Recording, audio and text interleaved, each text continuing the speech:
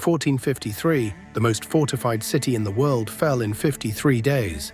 Constantinople, the city that had survived 1,000 years, that had repelled dozens of sieges, that stood as the last living piece of the Roman Empire, collapsed before a 21-year-old sultan and his army. That moment didn't just end an empire, it began one. But here's what nobody tells you. 150 years before that conquest, there was a man with nothing. No kingdom, no treasury, no army worth the name. Just a small patch of land in the middle of nowhere, and a vision so enormous that everyone around him thought he was delusional. His name was Osman, and what he built from nothing would become the most powerful civilization on Earth for 600 years, ruling 50 million people across 3 continents, reshaping the map of the world in ways we still live with today. This is that story. How it started, how it dominated, and how, after 6 centuries of absolute power, it collapsed in a single generation. Stay with me, because the rise is extraordinary, but the fall will change how you see the modern world. It starts in the year 1299, not with a great battle, not with a grand conquest, with one man making a decision that nobody, absolutely nobody, believed in. Osman ruled a tiny territory on the edges of a dying empire. He commanded a small army. He had no obvious advantages over his neighbors. He began absorbing neighboring territories, not always through war, but often through alliance, marriage, and diplomacy. He welcomed refugees, offered stability, and built loyalty instead of demanding it. When Osman died in 1323, his son Orhan continued the expansion. City after city fell, not through brutal conquest, but through a reputation. The Ottomans were fair rulers. Christians, Muslims, Jews, all were allowed to practice their religion under Ottoman protection. This tolerance was not just moral, it was strategic. Conquered populations who felt safe didn't rebel. And populations who didn't rebel let the Ottoman army focus on the next frontier. By the early 1400s, the Ottomans controlled most of Anatolia and had crossed into Europe, into the Balkans, into Bulgaria, into Greece. The Byzantine Empire, once the greatest power in the Mediterranean, had been reduced to a single city, Constantinople. The city was extraordinary. Its walls, built 1,000 years earlier by Emperor Theodosius, had never been breached. Constantinople sat on a peninsula between 2 bodies of water, making it almost impossible to surround completely. Every army that had tried to take it had failed. 40,000 people still lived within its walls. But they were surrounded on all sides by Ottoman territory. Constantinople was a candle in the wind, still burning, but barely. Then came Mehmed II. He became Sultan at the age of 19. His advisors thought he was too young, too impulsive, too obsessed with ancient history and the legends of Alexander the Great. They were right about the obsession. They were wrong about everything else. Mehmed spent 2 years preparing for one single objective: taking Constantinople. He built a fortress on the European side of the Bosphorus Strait, cutting off the city's supply lines. He commissioned the construction of the largest cannons ever built, weapons so enormous they had to be transported in pieces and assembled on site. Some cannonballs weighed over 600 kilograms. On April 6, 1453, the siege began. The Byzantine Emperor Constantine VI had fewer than 7,000 defenders against an Ottoman army of 80,000. For 53 days, the walls held. The massive cannons cracked the stone, but the defenders repaired the damage each night. Ottoman ships trying to enter the Golden Horn, the harbor within the city, were blocked by a massive chain across the water. Then Mehmed did something that still astonishes historians. He ordered his ships transported overland.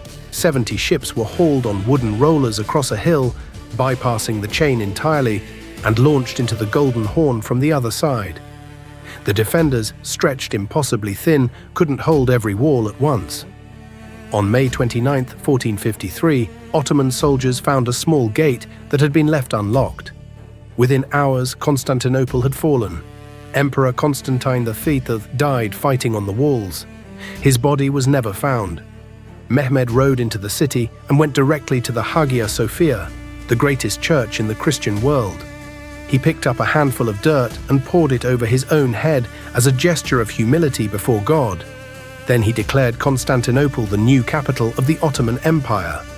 The world had changed. Over the next 50 years, the empire expanded in every direction. Egypt fell in 1517, giving the Ottomans control of the Arab world and the holy cities of Mecca and Medina. The Sultan now held the title of Caliph, the leader of all Sunni Muslims on earth. But the true golden age came with the 10th Ottoman Sultan, Suleiman, who would be called the Magnificent by Europeans and the lawgiver by his own people.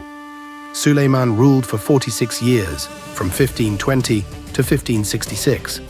Under him, the empire reached its absolute peak.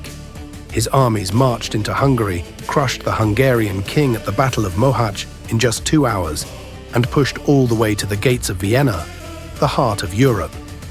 Only a premature winter retreat saved the Habsburg Empire from collapse. His navy, commanded by the brilliant Admiral Hayreddin Barbarossa, dominated the entire Mediterranean Sea. Ottoman warships raided the coasts of Spain, France, and Italy. The sea that Europeans had called their sea was no longer theirs. At its peak under Suleiman, the Ottoman Empire stretched from Algeria in the west to Persia in the east, from Hungary in the north to Yemen in the south. It was home to 30 million people, the largest and most powerful empire on earth. But Suleiman was not only a conqueror, he was a builder. He commissioned hundreds of mosques, bridges, hospitals, and aqueducts across the empire. He reformed the legal system, creating a code of laws so comprehensive it governed the empire for centuries. He was a poet, a philosopher, a patron of arts and architecture. The skyline of Istanbul that we see today, the Blue Mosque, the Topkapi Palace, the Süleymaniye Mosque, is largely his creation. When Suleiman died in 1566 on campaign in Hungary, still on horseback at the age of 71, the Ottomans ruled the most sophisticated civilization on the planet. Nobody could have imagined what would come next. Empires don't collapse overnight. They rot from the inside, slowly, over generations, until one day the walls are still standing, but there is nothing left worth defending. The rot in the Ottoman Empire began almost immediately after Suleiman's death. The problem was the sultans. Suleiman's son, Selim II, was called Selim the Drunk. His successor, Murad III, fathered 103 children and spent more time in the harem than in the war room. Weak sultans meant power shifted to viziers, to palace factions, to the elite military corps called the Janissaries, who had started as the empire's greatest warriors but had become its most dangerous political force. The Janissaries could make or break sultans. They rioted when they didn't get what they wanted. They assassinated sultans who threatened their privileges. They blocked military reforms that would have reduced their power. In 1683 came the defining moment that announced to the world that Ottoman power had limits. The Ottomans besieged Vienna for the second time, with an army of 140,000 soldiers. It was the largest Ottoman military force ever assembled. But the siege stalled, the city's defenses held, and on September 12th, a combined European army arrived. Polish, Austrian, German forces united under Polish King Jan III Sobieski. In one of the largest cavalry charges in history, they broke the Ottoman lines. The Ottomans retreated, and they never stopped retreating. Over the next 100 years, the empire lost Hungary, lost parts of the Balkans, lost the northern coast of the Black Sea to Russia. Each treaty was worse than the last. Each defeat exposed new weaknesses. The sultans tried to reform, to modernize the army, to reduce the power of the Janissaries, to adopt European technology. The Janissaries rebelled every time. Reform was impossible.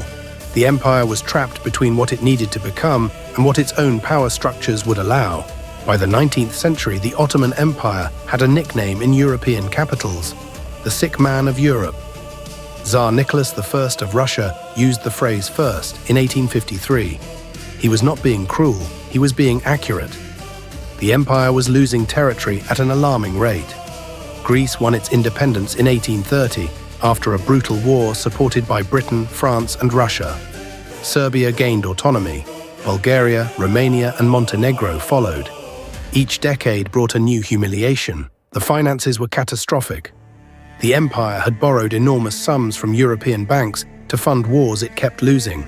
By 1875, the Ottomans could no longer pay the interest on their debt. They declared bankruptcy. European creditors took over control of Ottoman finances. Foreign administrators managed Ottoman tax collection. The empire that had once lent money to European kings was now a debtor state controlled by European bankers. To survive, the Ottomans tried a series of desperate transformations. In 1839, they launched a period of sweeping reform called the Tanzimat, reorganizing the legal system, creating a modern army, building railways, establishing newspapers and universities. It wasn't enough. The empire was too large, too diverse, too indebted, and too politically unstable to reform fast enough. Meanwhile, nationalism, the idea that people of shared language and culture should have their own independent states, was tearing the empire apart from the inside. Bulgarians, Armenians, Arabs, Albanians, Greeks all began demanding self-determination. The empire's greatest strength, its diversity, had become its greatest vulnerability. By 1914, the Ottoman Empire had lost almost all of its European territory. What remained was Anatolia, the Arab Middle East, and a few scattered provinces. The sick man was on his deathbed, and then came the war that finished him. When World War I began in 1914, the Ottoman leadership made a decision that would seal the empire's fate. They joined the side of Germany and Austria-Hungary. It seemed logical at the time. Germany was the most powerful military force in Europe. A German victory would protect the empire from Russian expansion and restore lost territories. Germany lost. The war was catastrophic for the Ottomans.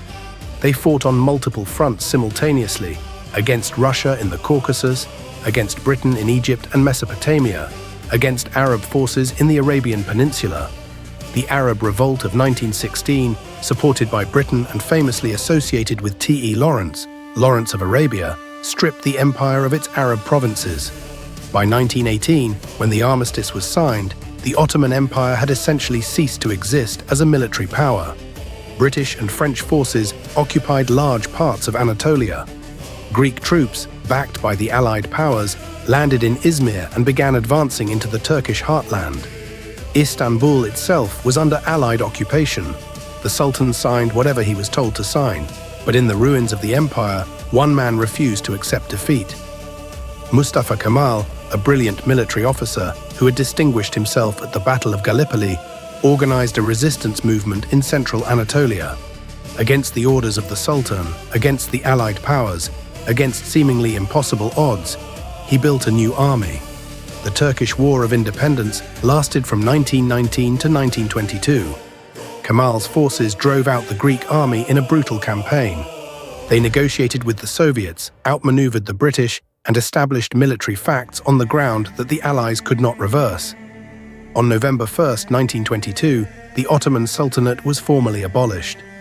623 years after Osman declared his small principality independent, the empire that bore his name ceased to exist.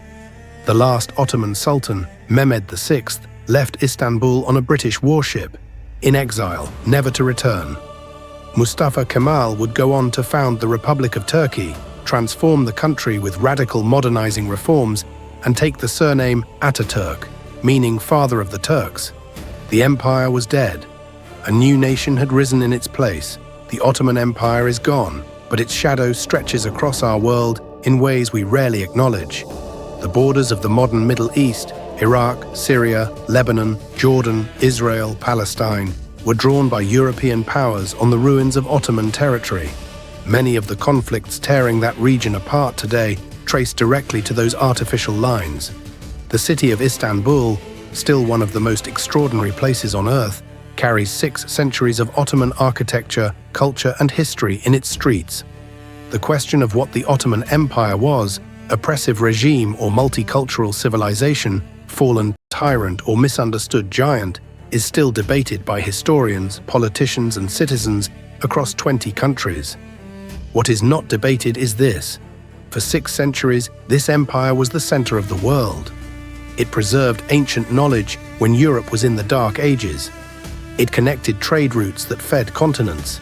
It built cities of breathtaking beauty.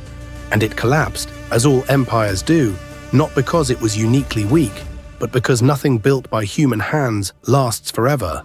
Every empire believes it will be the exception. None of them ever are.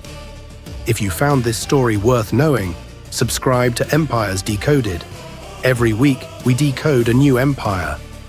The decisions, the wars, the moments that shaped our world. The next empire is already waiting. To Empires Decoded. Every week, we decode a new empire. The decisions, the wars, the moments that shaped our world. The next empire is already waiting.